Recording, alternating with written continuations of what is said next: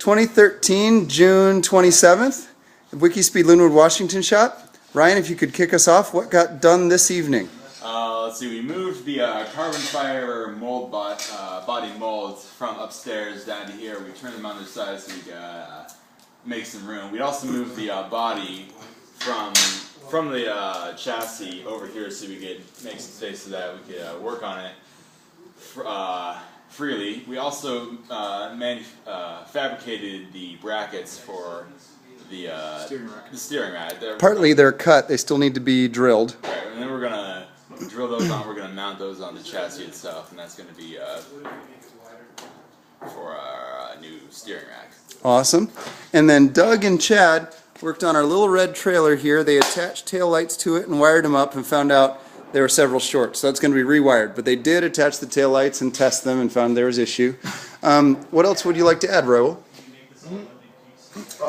Oh yeah, when we were making the brackets for the steering rack, we ran into issues with the ability of our bandsaw blade to cut through the aluminum, and this was actually a pretty big issue because it resulted in in both of our parts having slightly misaligned cuts because we had to do it in two parts. So what we ended up doing was we just used a file and a knife to smooth off the edges, just, you know, for the mechanic who has to deal with these things, right? That's an important consideration. Ease of maintenance, right? That's part of the design. It's not modular if you cut yourself when you do it. Awesome, Rahul. Yes. I mean, other than that, there's not a whole lot I have to add to this. Now, you also took one of the CPUs and monitors and keyboards and mice from upstairs, set them up and took a photo so we could put it on Craigslist to sell that off. And you helped move with Rob Beresford and Rob Huggins and Arun, also helped move the old iron wood stove out of here so we could take a picture of that for Craigslist. And also moved the green bandsaw out, the old green bandsaw, so we could take a picture of that to list it on Craigslist. Yeah, it's important to make sure that the shop is, you know, clean because we only have a finite amount of space, you know, at the end of the day.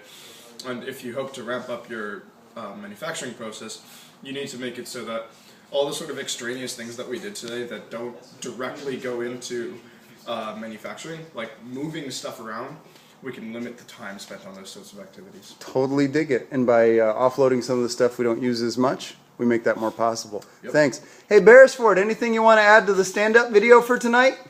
Well, we had a great time. We met a bunch of new people. It's always a question to figure out how to onboard bright people that we meet. I had a nice conversation with Arun about Carica. We're a little bit blocked on that, though. We don't seem to be able to make great new progress. I'm interested in new ideas. Perhaps there's somebody that would like to help manage that project management and documentation piece. It really can be one of the public faces of WIKISPEED, the kind of thing that the people who came in here tonight could see before they even come in here. So either they could come in here with more knowledge or they don't have to come in here at all because they're part of this thing, this big growing network of information on how to build a car. So that's what we're going to try to do. And then Rob and I are lining out a piece of metal to cut over there. Awesome. That's all. Excited to be cleaning up and organizing the shop, trying to keep workflow, stuff like that. So. Thanks, Beresford. Thank you.